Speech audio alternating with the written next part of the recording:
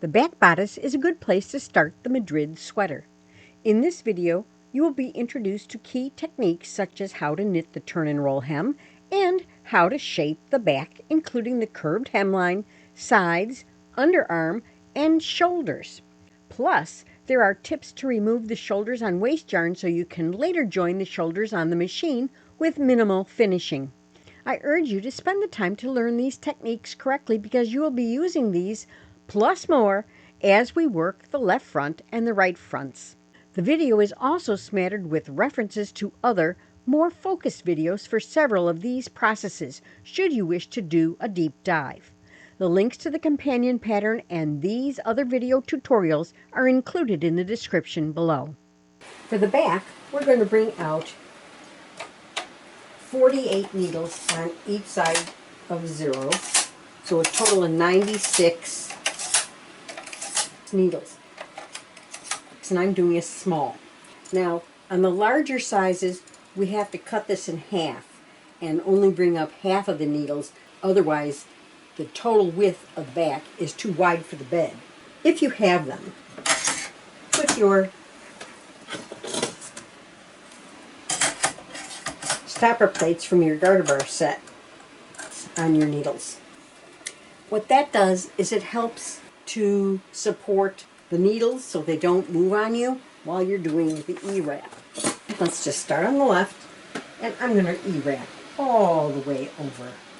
And I am going to hang my cast-on comb onto the machine. Now what's nice is if you hang it up against your stopper plate, it goes in without a snafu. All you have to do is catch it and pull it down. There you go. So we have a perfect cast on now.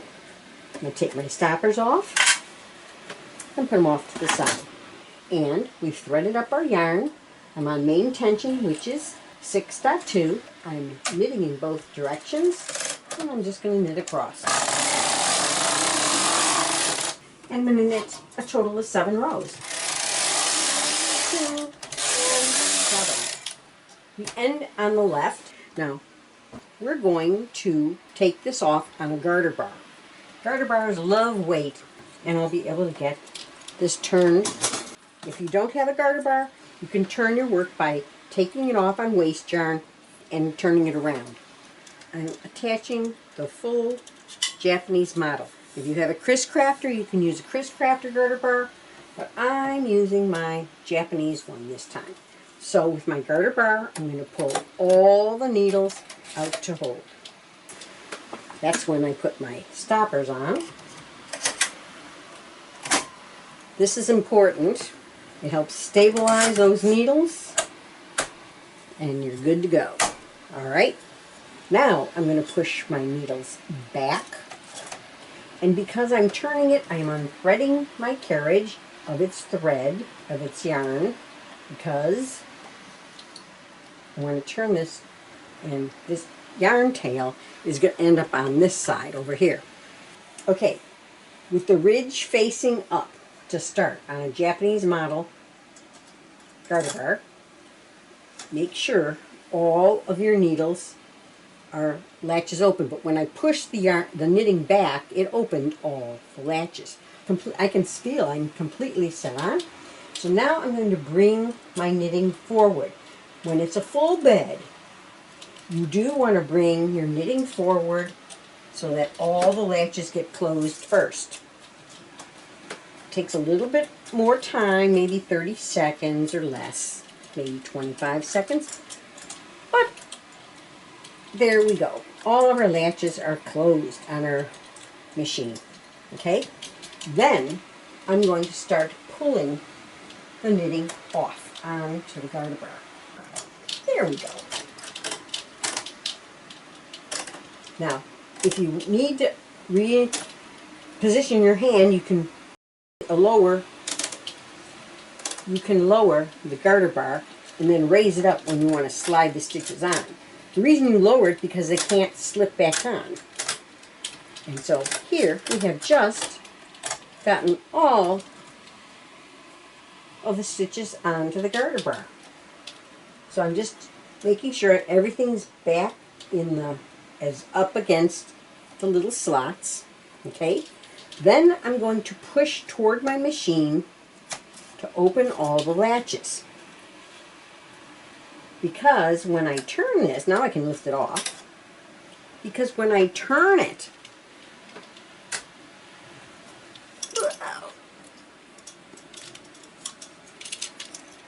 I want to be able to put them all back on. And I'm going to line up the end one, and there's a little groove, and you put the head of the needle into that groove.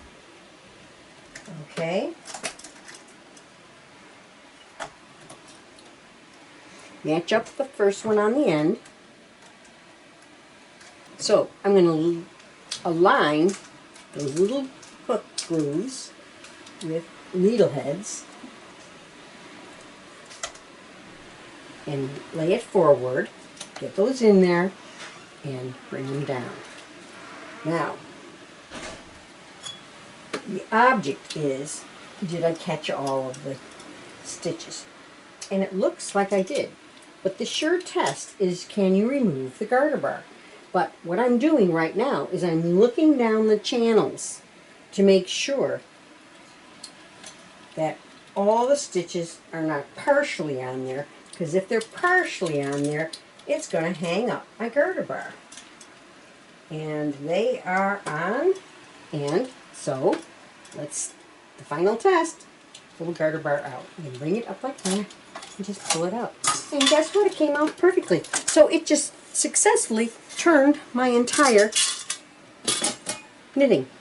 While it's still in this open position, you're going to push your stitches back just a little to make sure all the latches are open for now, because we have one more step to do before we actually move on to finishing knitting. We are going to take the cast-on comb off. Oh, I just lost two weights that were hanging there. Okay. And do you see how that curls up really nicely? So what I'm going to do is I'm going to take my 2-eyelet tool, and we are going to pick up all these E-wrap stitches one at a time and hang all the E-wraps, the loops. See these long loops from the E-wrap? That is going to be hung without missing a stitch. Now, because this is a long hem, it's going to roll up. So I'm going to push these back at this point, and I'm going to start putting weights on just so it doesn't roll off the machine on me. But I stopped over here, so I'm going to get the next two, hang them on here, the next two, and I'll meet you when I'm done. So we have just hung the hem and put weights across the knitting. Now I can remove these needle stoppers, but if you notice, my yarn is on the right and my carriage is on the left. So the first thing I'm going to do is make sure that my carriage is on hold going this direction so I can take a free pass. That brings me to row counter 8. Also, I can thread my machine at this point. And the other thing that I'm going to do is I'm going to set it to knit in both directions. My tension is still at 6.2, so I'm going to bring it up one full tension looser because I have 2 stitches on every needle, and the larger tension will allow the hem to lay flat. So then I'm going to knit one row.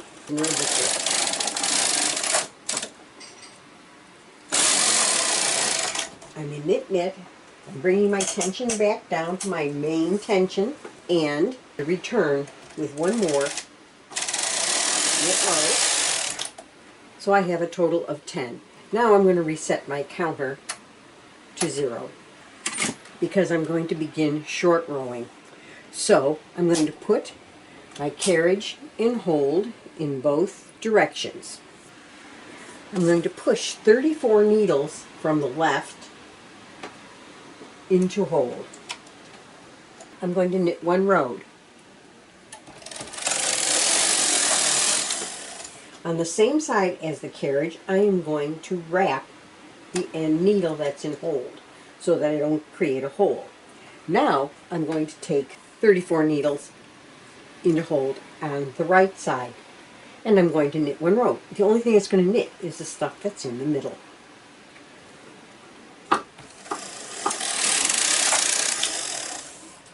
Now I'm going to wrap the last held needle on the same side as the carriage. I've got extra rows in the middle, so now I'm going to start bringing needles back into work. So 2, 4, 6, 8, 10, 12, 14. On the left, on the side away from the carriage, because when this comes over, it's going to pick those up and knit them too. On the same side as the carriage, I am going to wrap the end held needle. On this side, I'm going to bring 14 back in.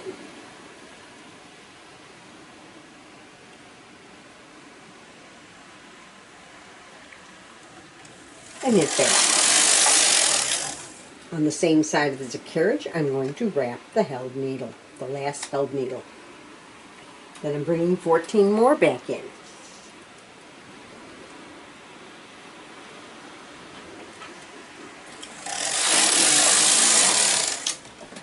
Wrap on the same side as the carriage, wrap the last held needle. Then bring 14 over here. And knit back. And wrap the last held needle. Now I'm going to bring the remainder over here on the left into work, upper work.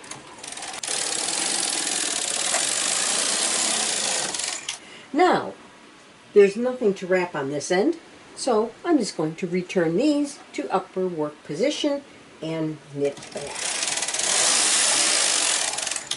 So we have just concluded our short rowing, and now I'm going to knit to row 18, because that is when I start doing my decreases on the sides.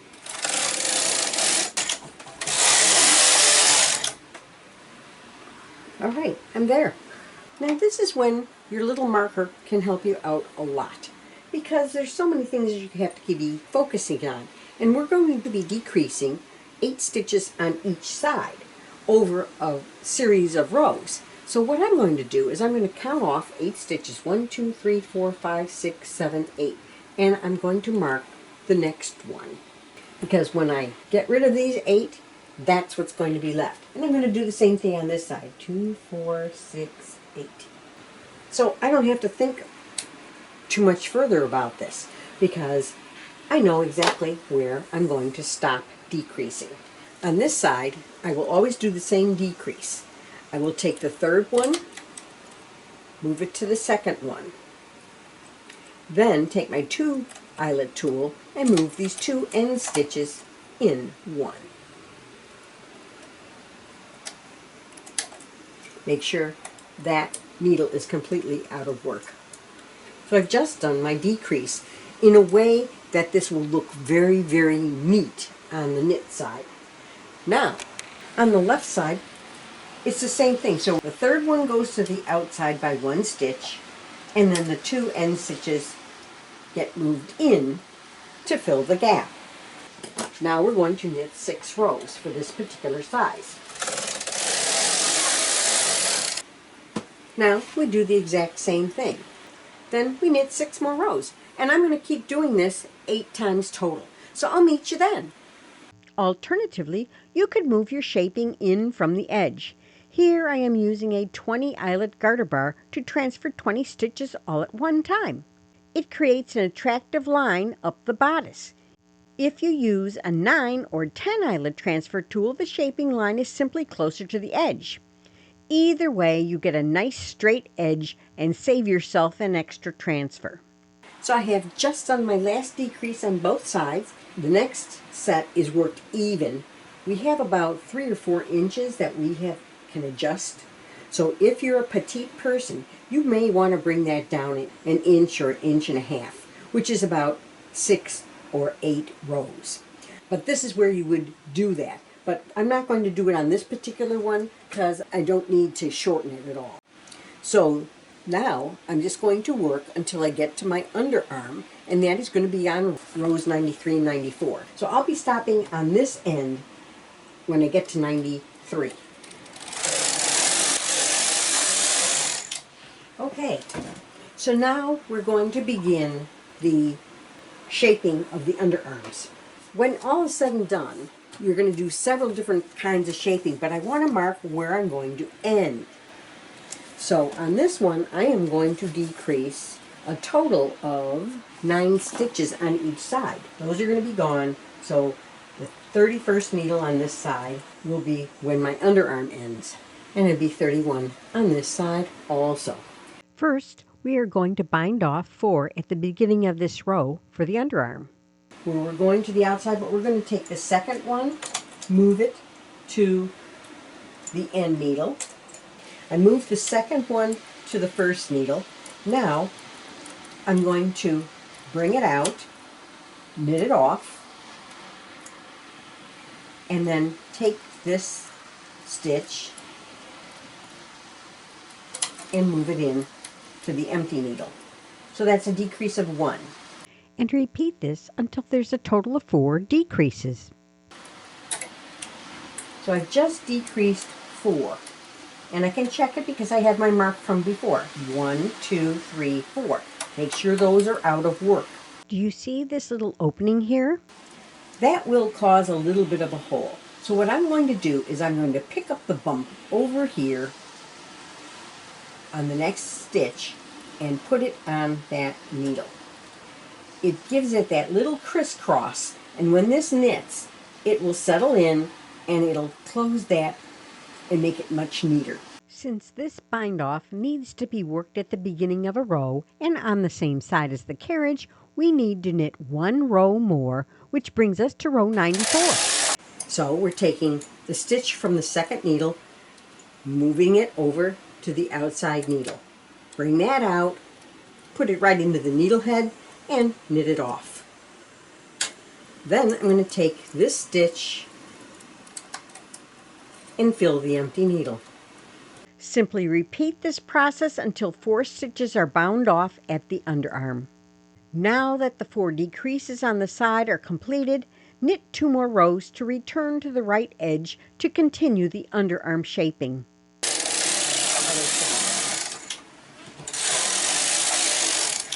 The remaining decreases are all single stitch decreases, so they can be done on both sides of the same row from now on. Work them by moving the 3rd stitch outward, then moving the 2 edge stitches inward to fill the gap. Make sure to take the empty needle out of work. Refer to the pattern for the specific frequency of the decreases, as it varies based on the size you are making. Once the underarm shaping is finished, knit even to where the shoulder shaping begins. Refer to the pattern for the specific row for the size you are making. On row 141, we begin the shoulder shaping, and we're going to be taking our shoulders off on waist yarn, so we're going to do a series of holding. So we're going to move our carriage into hold on both sides, and on the side opposite the carriage, we're going to bring 5 needles out to hold. Shoulders are 19 needles on each of these sides. Okay. So then I'm going to knit 1 row, and on the same side as the carriage, I'm going to wrap that needle so I don't get a hole, and on the side opposite, I'm going to bring out 5 needles and knit back. On the same side as the carriage, I'm going to wrap the last needle in hold, and I'm going to take the next 5 out on the side opposite the carriage. And I'm going to go back and forth like this, wrap the needle, and then take 5 more out on this side. Wrap this needle, and take 5 more out on this side. On the same side as a carriage, wrap the needle and take 5 more out to hold. One row. wrap this needle, and on the side opposite, bring 4 out, because 5, 5, 5, and 4 is 19. Knit 1 row, wrap this needle, and bring 4 more out on this side. Knit 1 row. So now, this is my right shoulder, and this is my left shoulder. But it doesn't really matter. One's on the left and one's on the right. They're even. The rest of the stitches are the back neck. Bring the shoulder needles on the right to upper work position so that they will knit on the next row along with the back neck stitches in the center. These stay in hold. And I wrap this needle. Make sure I wrap it and knit across. Then I'm going to bring the center back needles to hold.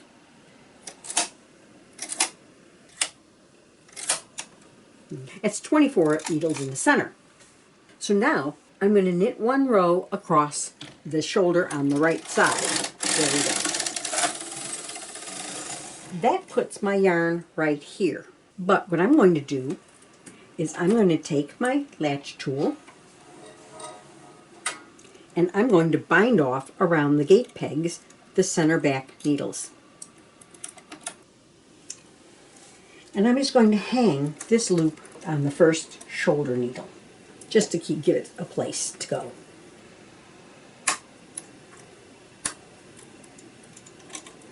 These needles all come out of work. These needles of the shoulder on the right go into hold position. These bind offs around the gate pegs just stay there for now. Now I'm in hold, these are in hold. I'm going to take a free pass just to get over to this side. Okay? Now I'm going to put the 19 needles of the shoulder on the left into upper work position, and I'm going to knit 2 rows. Now, this is where I'm going to cut my yarn. I'm going to leave myself 1, 2, 3, 4 widths. 4 widths of the 19 needles on the needle bed. That'll give me enough to do the bind off later. So I'm going to save this yarn for later. But right now, I'm going to switch to waste yarn. I'm going to knit several rows on this shoulder first. Now I'm going to cut this yarn and dump those needles. Get those needles out of work. Then I'm going to thread up again. I'm going to bring these needles into upper work position. I'm going to sneak over there. I'm going to knit these stitches off. Okay, cut this yarn. I can drop these off. Push the empty needles out of work, clear my carriage, and remove the bound off center stitches from the gate pegs. Let's review what we have here. We have this turn and roll hem already built in. We have this beautiful decrease running up the center along these lines and on this side also. And then we come to our underarm and we have this beautiful smooth decrease, and we have one end left after we did the shoulders and the back neck. So that's our back. Give it a stretch and let it rest. In our next video, we're going to focus on the left front and learn additional skills. See you then! I hope you enjoyed watching this video. Please take a moment to subscribe and ring the bell to receive notifications of upcoming videos and events. Happy machine knitting!